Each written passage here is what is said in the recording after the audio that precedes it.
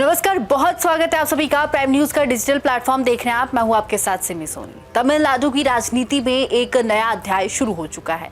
फिल्मों के सुपरस्टार जनता के थलापति अब राज्य के मुख्यमंत्री बन चुके हैं विजय। लेकिन कुर्सी संभालते ही सबसे बड़ा सवाल सामने आ गया है कि क्या तमिलनाडु का खजाना सच में खाली है? क्या पिछली सरकार राज्य पर 10 लाख करोड़ का कर्ज छोड़ गई? और क्या विजय अपने बड़े बड़े चुनावी वादे पूरे कर पाएंगे? क्योंकि सीएम बनने के तुरंत बाद विजय ने कहा कि राज्य पर भारी कर्ज है, और इसके जवाब में पूर्व मुख्यमंत्री एम.के. स्टालिन ने तंज कसते हुए कहा कि अब ये मत कहना कि पैसे नहीं है, पैसा है, जरूरत है इच्छा शक्ति की। यानी कि नई सरकार बनते ही तमिलनाडु पे शुरू हो गई है कर्ज बनाम वादों की राजनीति।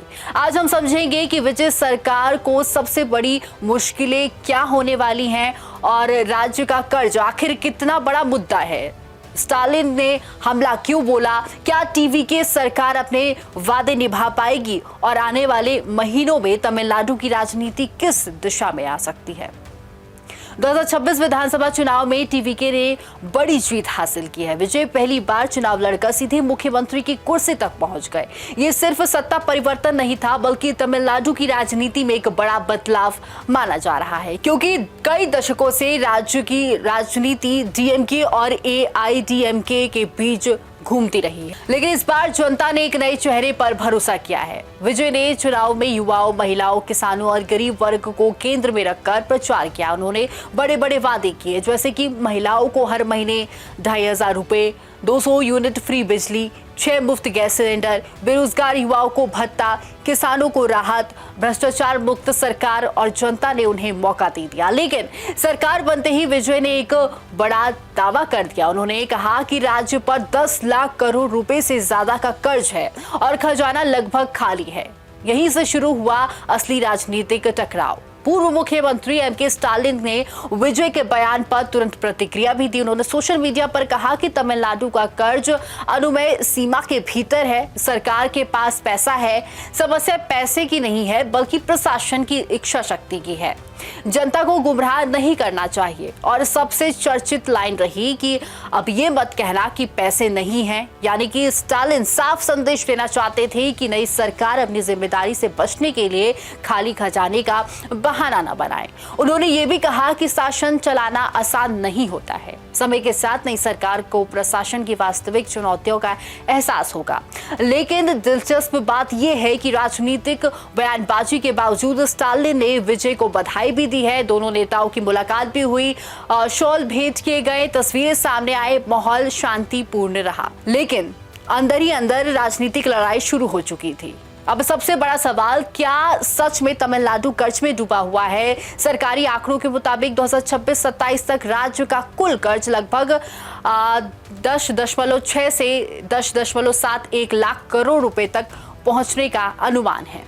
अब आम आदमी के लिए इसे समझना जरूरी है। सरल भाषा में अगर समझे तो अगर किसी परिवार की कमाई 1 लाख रुपए है और उस परिवार पर 26,000 रुपए का कर्ज है, तो इसे संभालने योग्य माना जा सकता है। तमिलनाडु के मामले में भी कहा जा रहा है कि कर्ज राज्य की अर्थव्यवस्था यानी कि जीएसडीपी के लगभग 26% के आसपास है। स्टालिन का पक्ष यही है कि कर्ज ज्यादा जरूर है लेकिन सीमा के भीतर है। लेकिन विपक्ष और विशेषज्ञों की चिंता दूसरी है। उनका कहना है कि कर्ज लगातार बढ़ रहा है, ब्याज का बोझ बढ़ रहा है, मुफ्त योजनाओं का खर्च बढ़ता जा रहा है और अब विजय सरकार खुद भी नई योजनाएं लागू करना चाहती है। यहीं से अगली चुनौती शुरू होती है।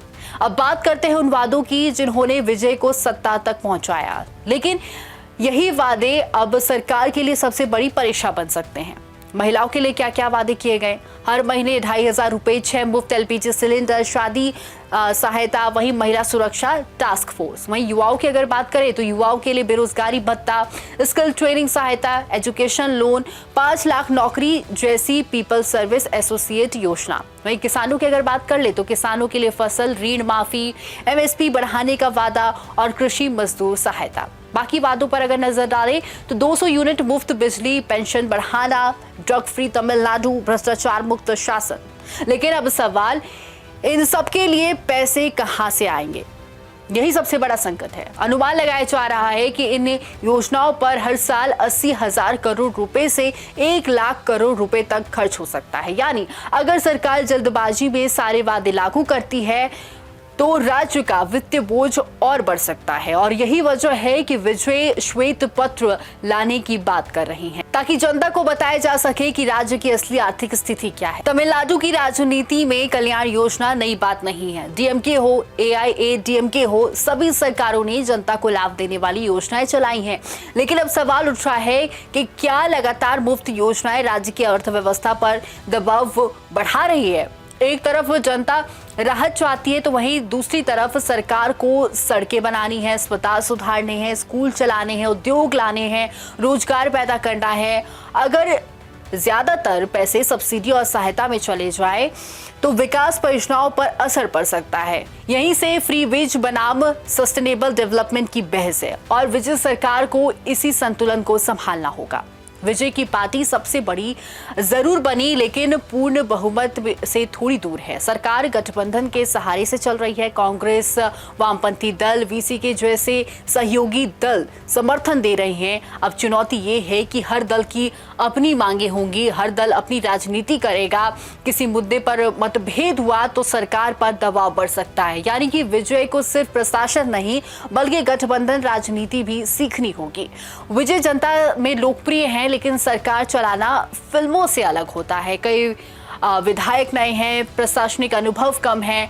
अब उन्हें बजट संभालना होगा, नौकरशाही के साथ काम करना होगा, योजनाएं लागू करनी होगी, कानून व्यवस्था देखनी होगी। यानी कि स्टार पावर से ज्यादा जरूरी होगा गवर्नेंस।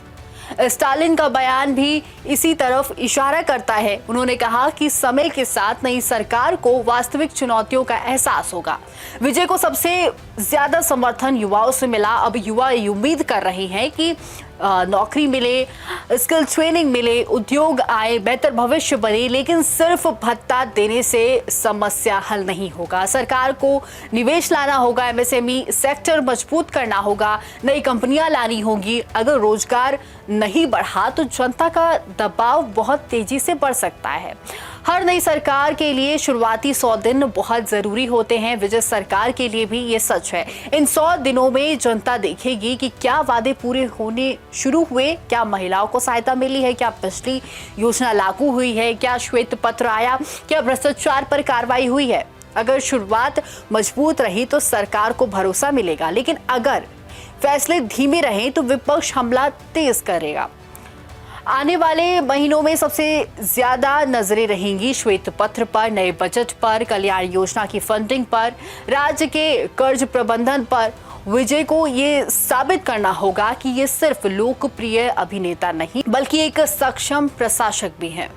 और स्टालिन कोशिश करेंगे ये दिखाने की कि डीएमके सरकार की आर्थिक स्थिति उतनी खराब नहीं थी जितना बताया जा रहा है। यानी कि राजनीतिक लड़ाई अभी शुरू हुई है। तमिलनाडु ने बदलाव चुना है, जनता ने एक नए चेहरे को मौका दिया है।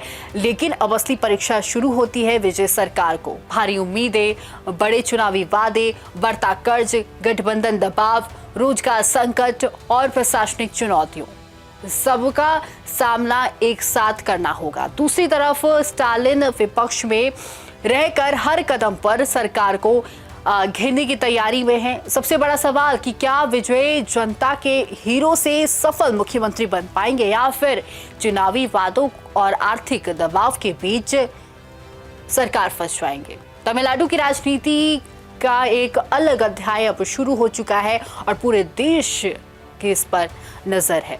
वही ऐसे तमाम बड़े अपडेट्स के लिए प्राइम न्यूज के डिजिटल प्लेटफॉर्म को जरूर फॉलो करें। नमस्कार।